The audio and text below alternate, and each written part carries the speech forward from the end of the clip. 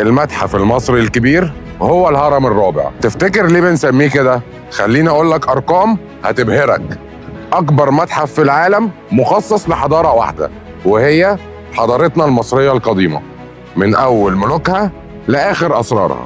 اكتر من 100,000 قطعة اثرية، ولو قررت تشوف كل قطعة في ثانية واحدة محتاج حوالي 27 ساعة عشان تشوف كل القطع اللي موجودة جوه المتحف. 12 قاعة عرض ضخمة، كل قاعة حكاية وكل زاوية تاريخ.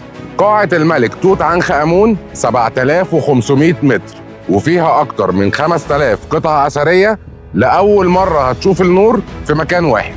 8 شهادات ايزو قبل الافتتاح، جودة وإدارة وحماية وبيئة، كله على أعلى مستوى.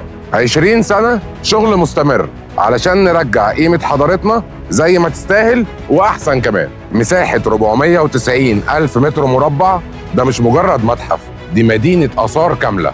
ومع قرب التشغيل منطقة نزلة السمان اتغير شكلها تماما، فنادق جديدة وخدمات، ومطار سفنكس فاتح أبوابه. مصر بتستعد إن هي تستقبل العالم كله من بوابة التاريخ. المتحف المصري الجديد مش بس هتزوره، ده مكان هتعيش جواه. سلام.